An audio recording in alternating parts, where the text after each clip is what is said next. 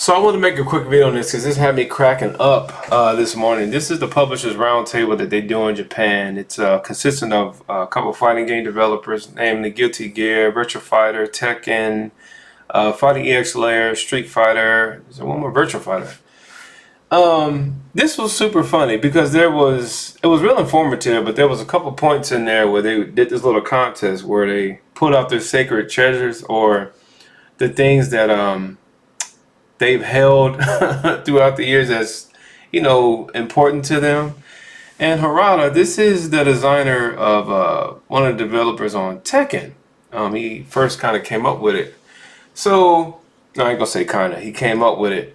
And he showed some of his art from the original Tekken. Man, this stuff had me cracking up. So, I don't know if I could, this is from Namco. And I'm covering up the commentary, but Giuna, and there's another commentator that I want to give props to because they translated it from Japanese to English.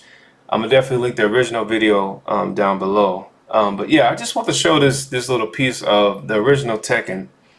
And even though it's funny, it's comical, but it just goes to show, like, everything starts from nothing sometime. And the ideas that we originally have at the start might be complete garbage, but they flourish in some way, shape, form, or fashion throughout the development of our games. So developers can take a lesson from this. Again, it's kind of funny to me that the designs, when you compare it to what he originally had to the Tekken today, and then Harada himself likes to keep it original and stuff like that, and tells a lot of jokes during these roundtables, and just overall, I wish I could understand Japanese in full. But anyway, enough talk. Let's get to some original artwork from the original Tekken, man. Street Fighter Cross Tekken versus Street Fighter. So he commentates both games. Which one's he gonna pick?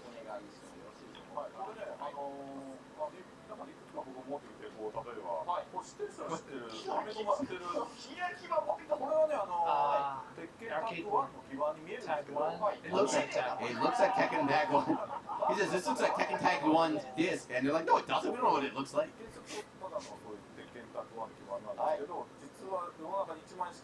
So that's an arcade board for those who don't know.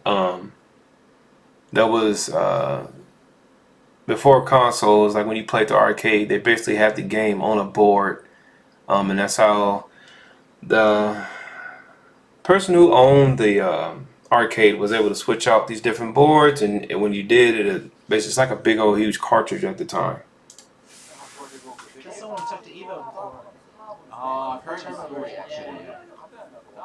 He's like, that's the only one in the world. I Tekken thought Tag Arkman 1 still had it. Turbo. He got it back from Arkman, I suppose, huh? And he's like, I brought a lot of papers here. He's like, this is even before Tekken was a... This is funny, man. This is like the real precursor to Tekken here. He's never showed it off before. What the heck? Everyone's gonna hit you up on Twitter now, like, where's Walrus Man DLC? Is that your Salmon, right? Okay, so in Tekken,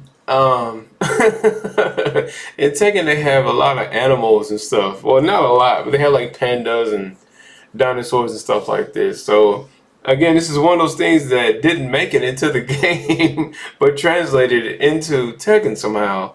So this is a fighter with a walrus suit on.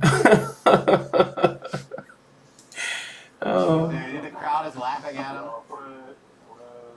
I'm gonna turn you into ice and eat you. He's saying, I wonder if we would have sold if we put this character in again. I wonder if Tekken would have sold if we had this character in again. Let's not try. I don't know what that is. This is much. Muay Thai? Walker arms. So he has like 3 Muay Thai fighters in there, or kickboxers in there. Again, it's just interesting to see how this all translated and changed later.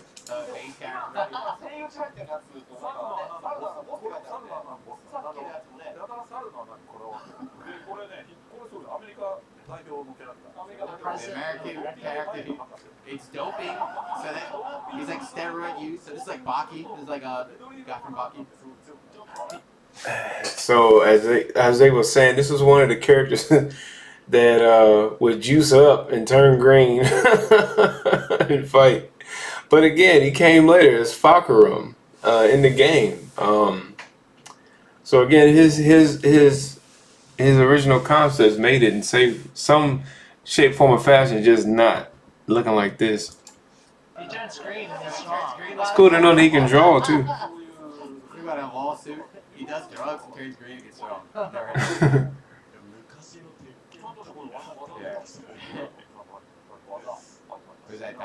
That's very like old Tekken, you know. Definitely fits the old style. Yeah, I've seen this in the cabinets before. This one, man.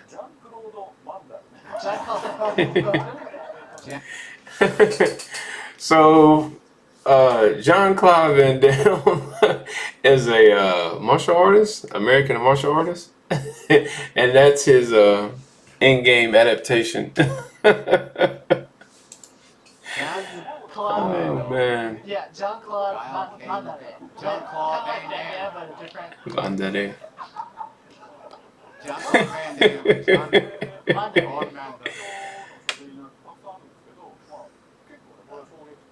Is that an old email?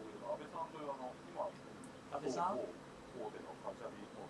It's in different. Abe always has a different company here, but this is what they wrote early on. This is a future of fighting games. This is what they thought. This is what they thought the future fighting games was back in the day. I saw this before. Yeah. So, his plan was to actually make a Street Fighter 2. And he goes on to say, like, that's what they were going to do, was make a Street Fighter 2, and Virtual Fighter ended up coming out. So that's why, like, in a lot of the, you see it more in the Japanese, like, more of the Akira and Jin, like, commentary toward each other. They're kind of talking about each other, like, you came out 10 years later and stuff like that.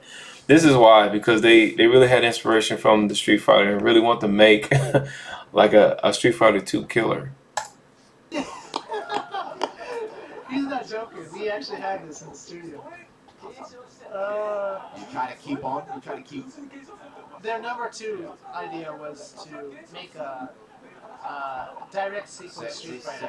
Obviously, it's not Capcom. And it's not a joke. The guy actually like thought that way. See, Matsumoto-san just like, what?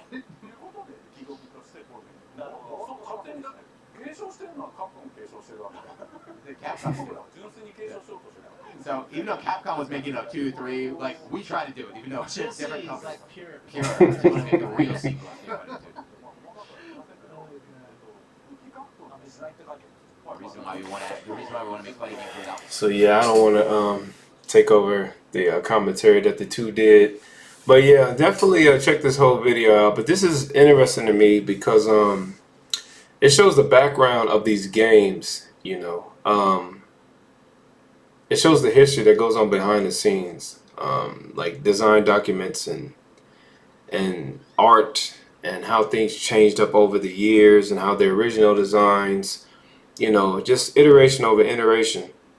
But if it wasn't because of like them starting the design process and starting the creation, we would never see these games that's here today. So it's something, you know, to think about behind it.